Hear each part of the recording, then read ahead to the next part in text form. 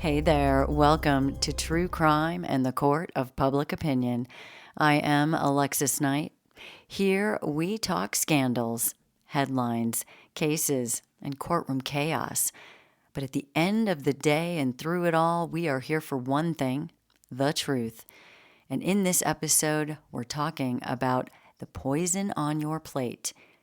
You've been eating chemicals banned in dozens of countries. Your kids are ingesting dyes that other governments won't even allow in dog food. And no one told you. Not the FDA, not the food companies, certainly not the media. But you're hearing about it now, and it's not from a nutritionist or a scientist. It's the new movement called MAHA. And whether you like it or not, it is out to make America healthy again. And it's about to change everything. Formed through a powerful alliance between Robert F. Kennedy Jr. and Donald Trump, MAHA is turning the country's broken food system into a political battlefield. And whether you love them or hate them, they are forcing the conversation the government hoped would stay buried. And I don't know about you, but when I'm eating and trying to stay healthy, I like to believe in the food I'm eating.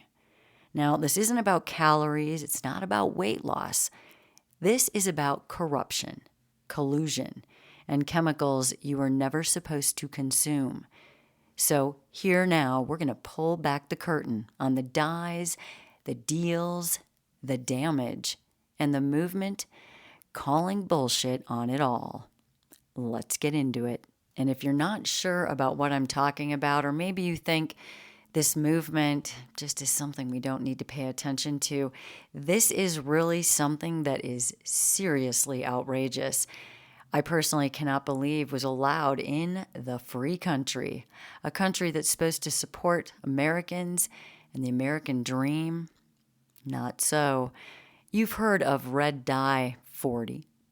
Yellow number 5, blue number 1. They're in candy, soda, cereals, chips, even your so-called, healthy yogurt, even your kids' vitamins. But the real scandal starts with red dye number 3. All right, let's get into this. Back in 1990, the FDA banned red dye number 3 from cosmetics after studies linked to thyroid tumors in rats happened. But instead of pulling it from our food, they left it in, where it stayed for more than 3 decades. You're going to find it maraschino cherries, store-brand snacks, strawberry-flavored kids' medicine, and I don't even know, countless processed foods. Just stop eating those. Red dye number 3, though, isn't the only one. Here is what we're still eating in the United States. Listen up, guys, because other countries have banned these things, okay? Might not know what they are, so let's explain. Titanium dioxide. Well, this was banned in the European Union in 2022 for its potential genotoxicity.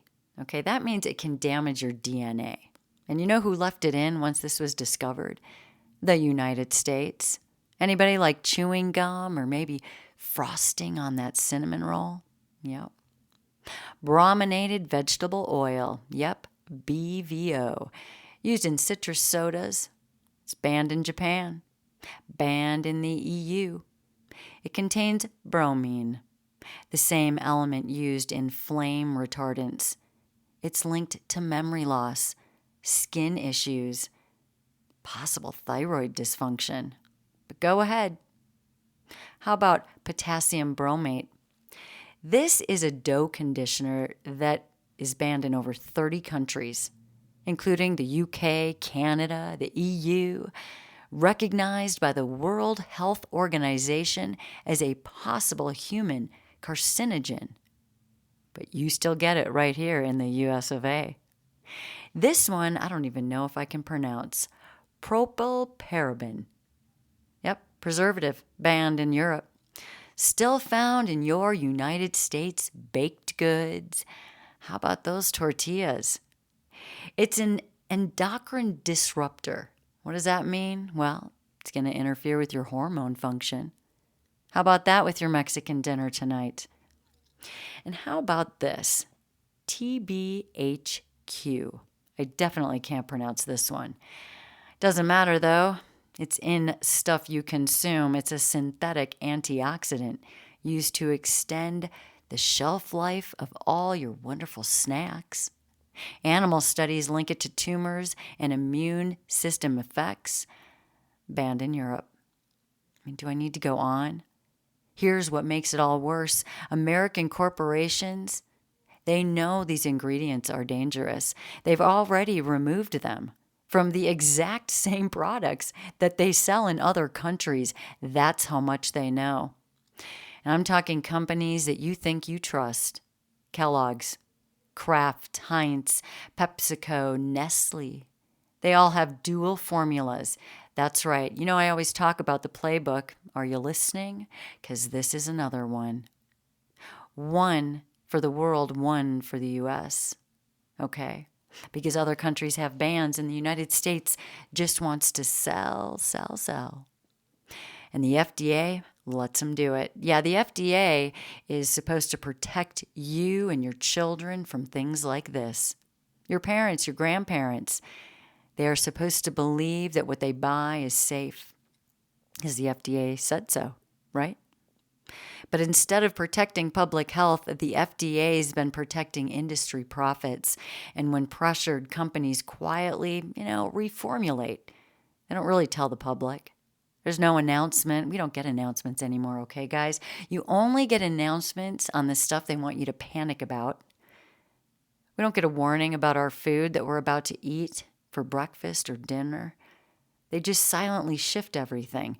You never consented to eat these chemicals in the first place. And now, as they're being pulled very quietly from the shelves because they do not want to talk about it, you're really not even supposed to be told they were there in the first place. You want to call that regulation? Maybe a cover-up. Well, in October of 23, something unprecedented happened. Robert F. Kennedy Jr. leaves the Democratic Party, and then he launched an independent bid for the presidency, in case you missed it. Now, by spring of 24, his campaign took an unexpected turn. He begins aligning publicly with Donald Trump, the Republican frontrunner. The issue that brought them together, maybe you didn't know, it was food freedom.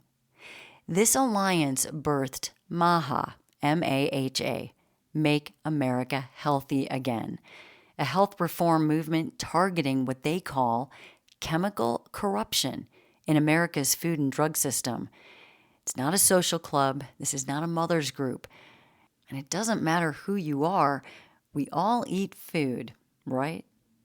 Now, Kennedy, known for decades as an environmental attorney and vaccine skeptic, had long criticized the FDA, the CDC, and corporate food giants.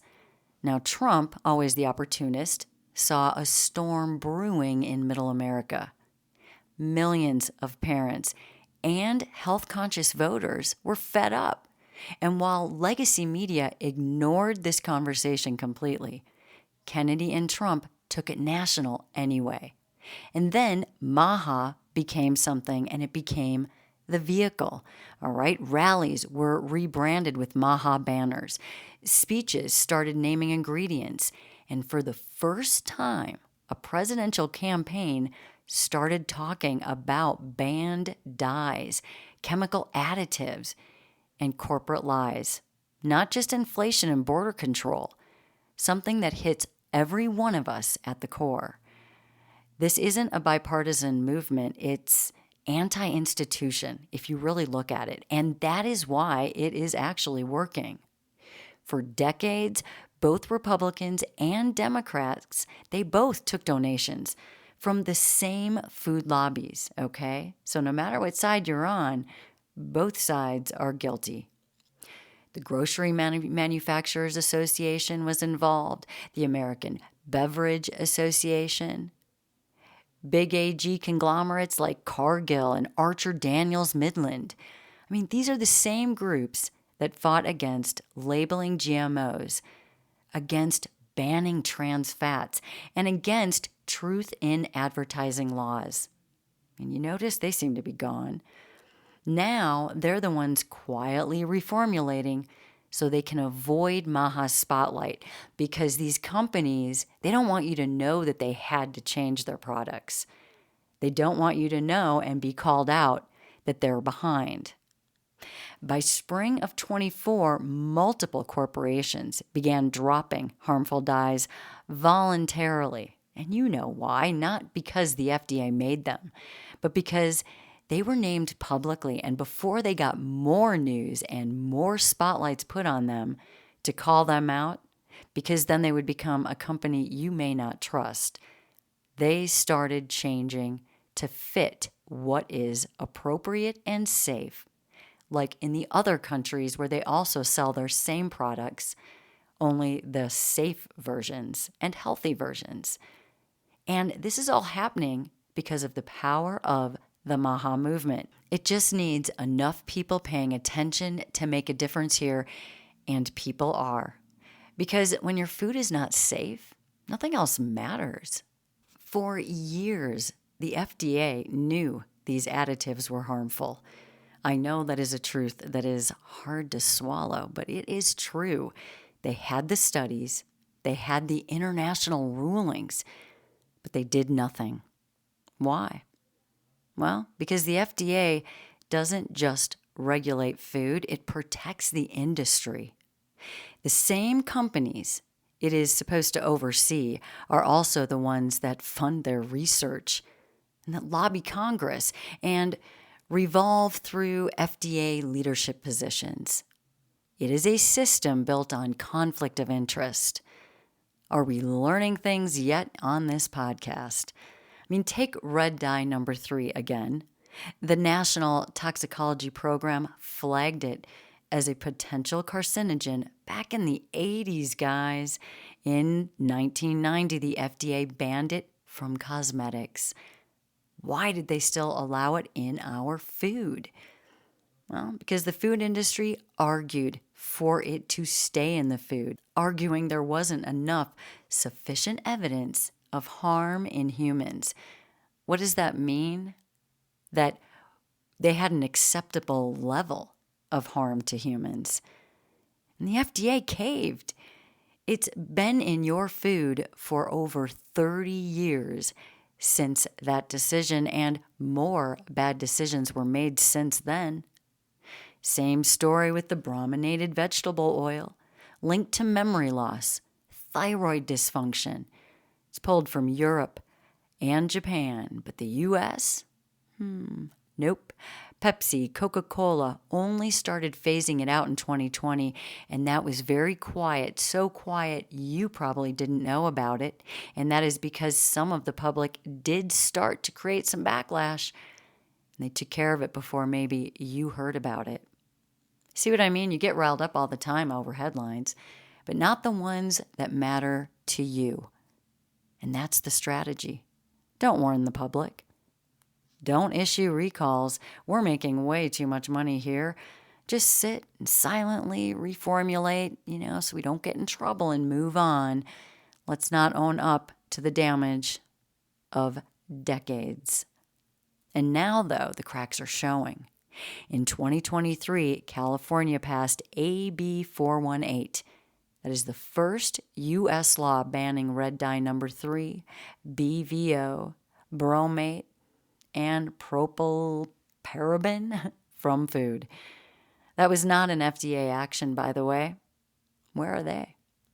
That was a state that was stepping in because the federal government failed, and the people were not happy. And this is where MAHA stepped in, capitalizing on that momentum. They took what started as a quiet whisper among health-conscious circles and turned it into a national megaphone for everyone else. At first, media outlets just mocked it. Did you see it? They called it conspiratorial.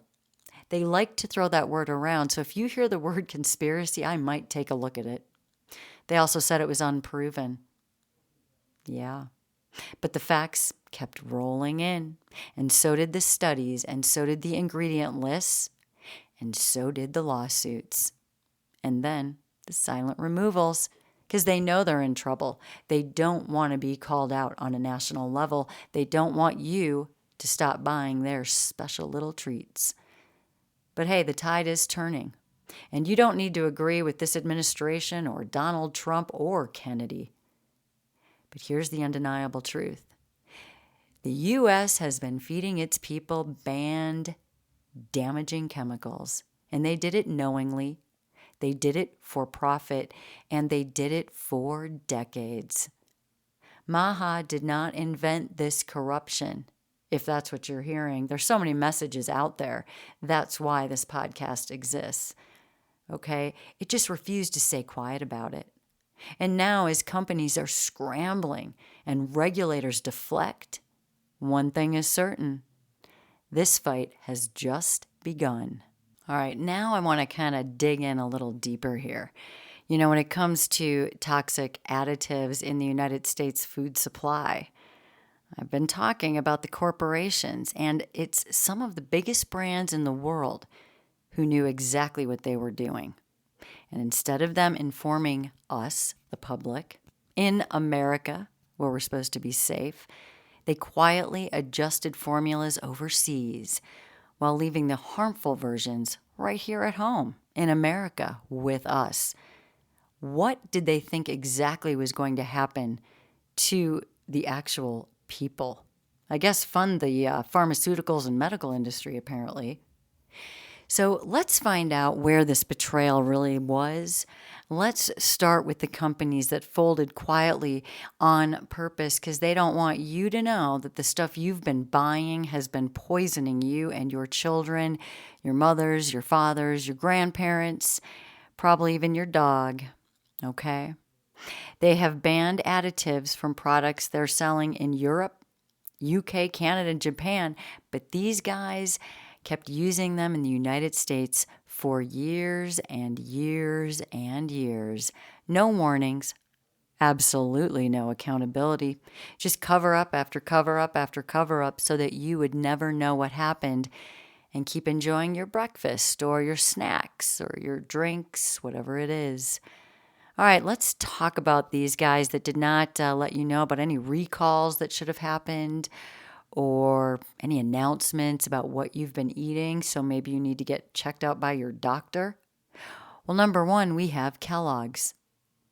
They reformulated cereals that you've been eating, poisoned cereals, including Fruit Loops, Pop-Tarts. In the U.S., they kept Red Dye 40, Yellow 5, BHT, all banned in Europe. This is just one small example. How about Kraft Heinz? They finally are removing Yellow 5 and Yellow 6 from your mac and cheese, for instance. And that is only happening because of consumer pressure, by the way, or they would have left it alone until they were forced. United States, they kept that version with the dyes for years.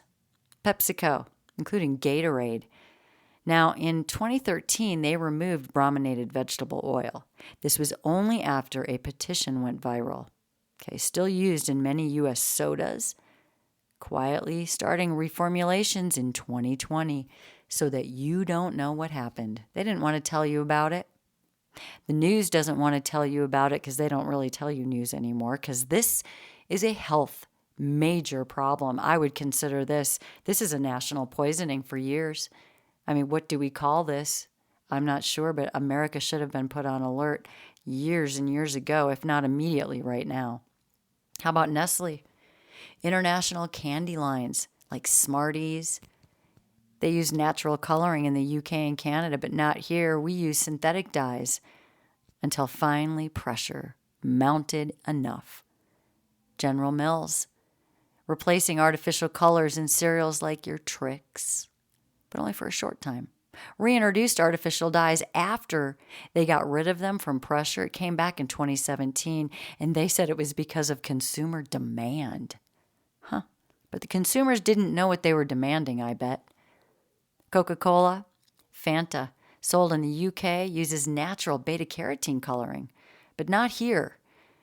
They kept using synthetic dyes like red 40 and yellow 6 well until 2023 when the pressure finally started mounting enough.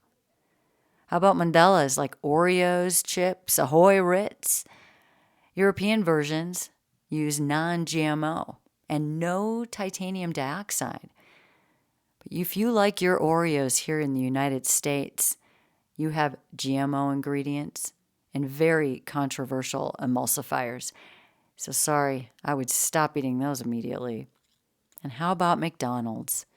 You know, it's funny when Americans realize McDonald's is in other countries for the first time. And they always say, it tastes different over there. Now, Chicken McNuggets in the United Kingdom, for instance, they use simple ingredients that you would recognize. So it's not just that you're on vacation that you like them better. Because in the United States, we were carrying versions with that TBHQ, the long line I couldn't even pronounce. Can't even pronounce this one. Dimethylpolysiloxane and phosphates. Yep. Until finally public outcry forced only some adjustments. This is what's been going on. Now, for companies that did get publicly called out, that only then made changes, let's get into that. Legally pressured, finally, PepsiCo Gatorade faced a 2012 Change.org petition with over 200,000 signatures.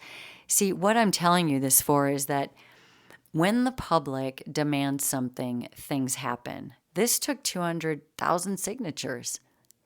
We have a lot of Americans, but when we're not educated broadly enough, we can't all stand up for change. They were forced to remove BVO from Gatorade in 2013, and there was a public announcement only after public backlash. Mars Inc., okay, Skittles, your Starbursts. Well, in 2016, the Center for Science in the Public Interest warned of Skittles dyes linked to hyperactivity. And what did we do to the kids that ate Skittles? We medicated them. California's 2023 AB 418 targeted red number 3, pushing Mars to reevaluate. How about Mandela's, Nabisco? Well, they were sued in California over that TBHQ and deceptive labeling practices. Nabisco. It's Nabisco. Who does not trust Nabisco? They began reviewing formulas for products like Ritz and Chips Ahoy.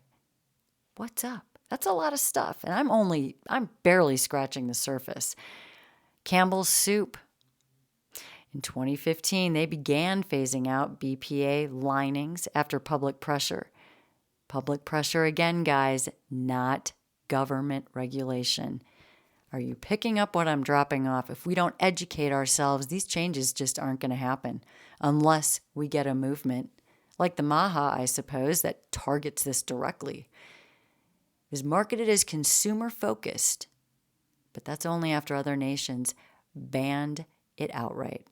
Way to go, Campbell's.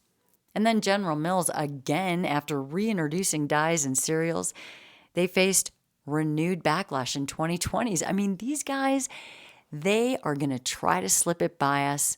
I don't know how we can ever trust any of these companies again, honestly. Pressured again by health advocates to remove artificial colors. But the government didn't do anything. Coca-Cola, again, they announced it would finally remove BVO from U.S. Fanta.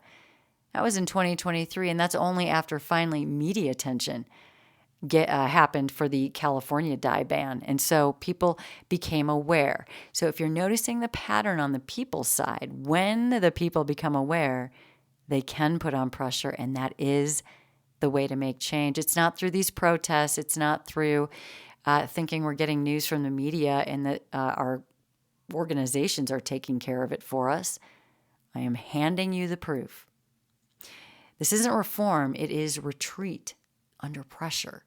And let's be clear, none of these companies issued formal warnings to consumers about the ingredients they removed, except for that one had an announcement because of public backlash.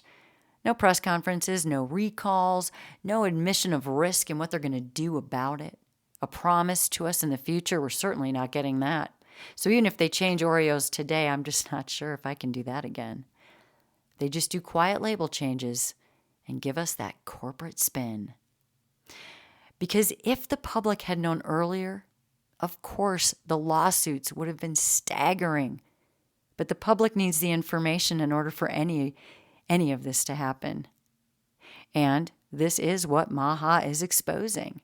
It's not just the chemicals, but it's the system of silence and delay and deception on all of us. And when it comes to what we need to survive every day, I don't know about you, but I don't think we can stand for it. Do you? I mean, let's look at what the science seemed to ignore, right? Because here's what they don't want you to know, apparently. The science was always there. It was. And it wasn't just one study. We're talking decades of mounting evidence. And still, the United States did not budge. And you know, if you're a patriot, a true American, this hurts, the betrayal of your own country. But it's not how the country is meant to be. It is the people in charge of this stuff, and that is what we're trying to change. But okay, back in 1985, just to give you some history, the National Toxicology Program published a 2-year study showing that Red 3 caused thyroid tumors in male rats. The data was so strong that in 1990, the FDA banned Red 3 from cosmetics, like I explained. But in the food, they did not touch it. And that was because the food industry argued that animal studies weren't enough, and they claimed the acceptable daily intake for humans wasn't being exceeded. So even though long-term data existed, it just didn't apply, apparently. And that's the loophole that they used ever since. The FDA is famous for taking the one study out of numerous ones that happens to be in the favor of and using that. And here's what's important. The United States is one of the only advanced nations that allows these dyes in food at all. Let's look at the real scientific concerns one by one. The behavioral impact on children.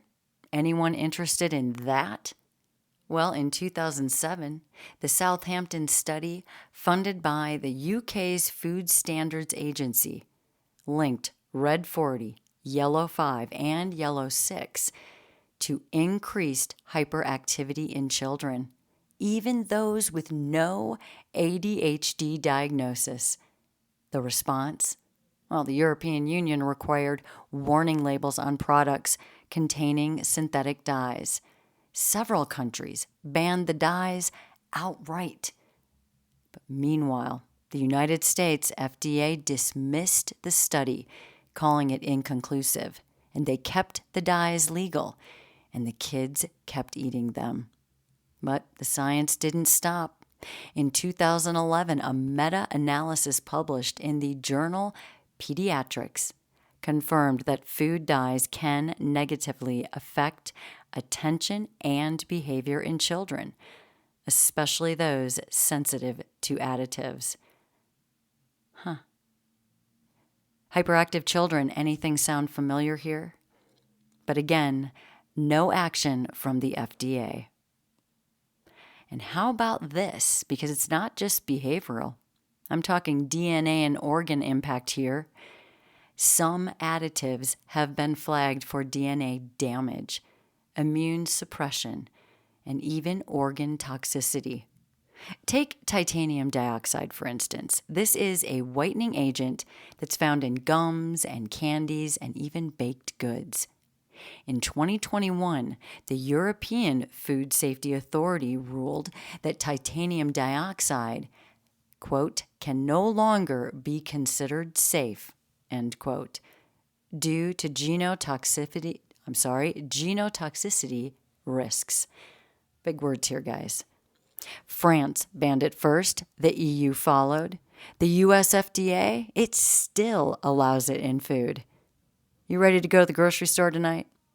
Now, even though American companies have started to remove it very quietly, It's not like it's an emergency to any of them. Another one, that TBHQ. This one is used to preserve snacks and frozen meals. Well, in 2015, a study published in Food and Chemical Toxicology linked TBHQ to immunosuppression in animal models.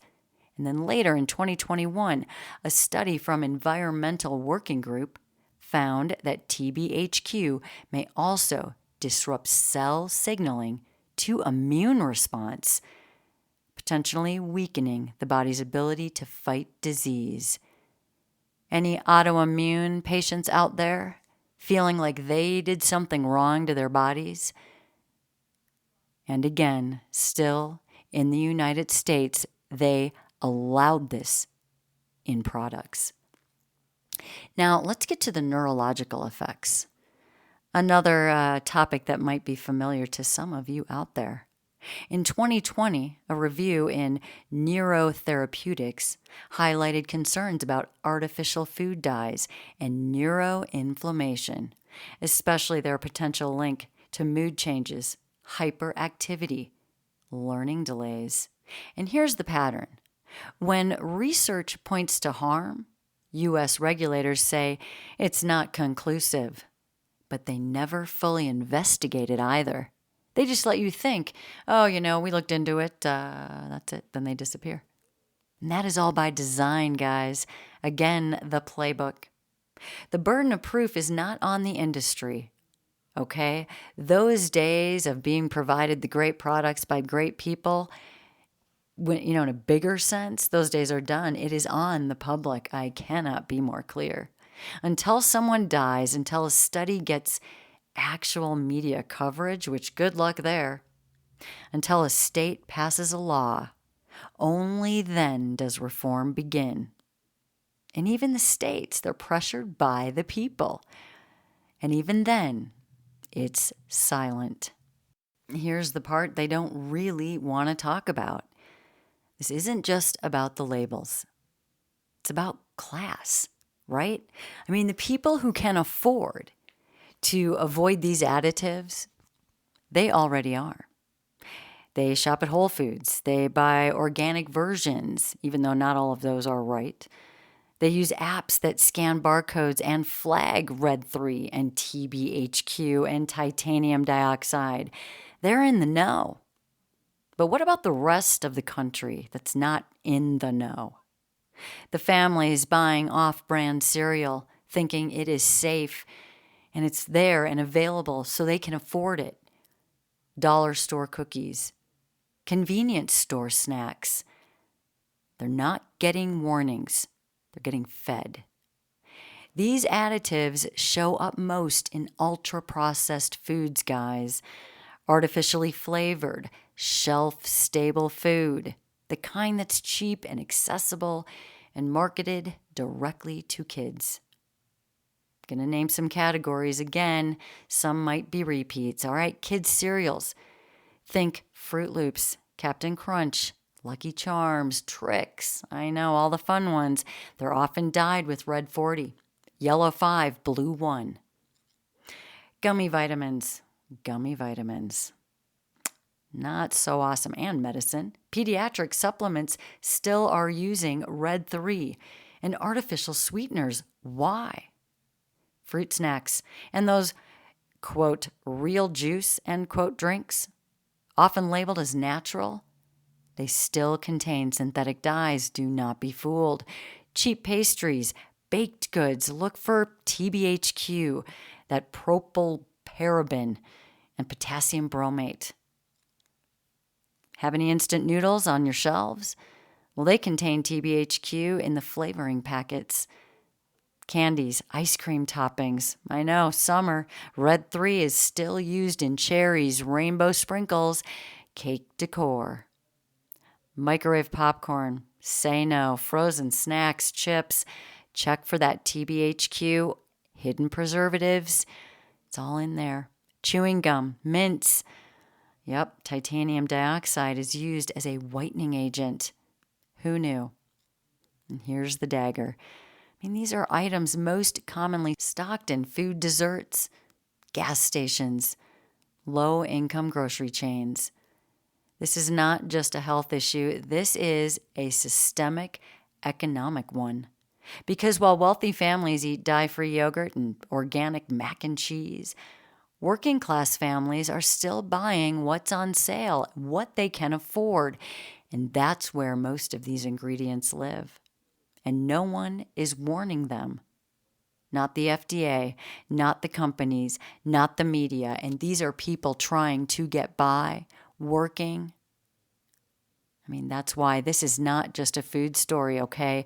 This is a story about access, accountability, expendability, and truth.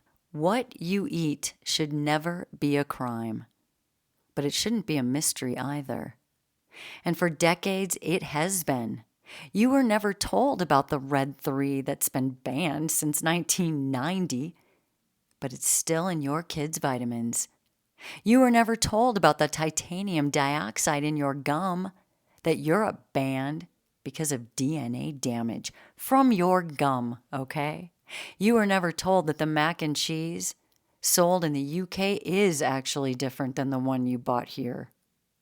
They did not warn you. They did not ask your permission. They just fed it to you so they could make more money. And now the curtain's rising. MAHA may be a political wild card, but it is forcing the conversation the FDA never wanted to have. And that matters, and we need to take advantage of it. When will we have this view into what we're eating again? Hopefully with this, going forward, we will have that view, but we need to keep this going. Because no matter where you stand politically, no matter who you trust, whoever you are, you have the right to know what you are eating, what is in your food. You have the right to demand better. And you have the right to stop eating poison just because it's cheap, because it's what you might be able to afford. Try to be smart. Check your labels. Check your snacks. Check what they are feeding your children. Because until the laws change, it's your awareness that matters, and it's your only defense. This isn't just about reform, it's about respect. It's about your livelihood and your health. This has been True Crime and the Court of Public Opinion. I am Alexis Knight. Stay smart out there. Ask the difficult questions, read your labels, and always demand the truth. Until next time.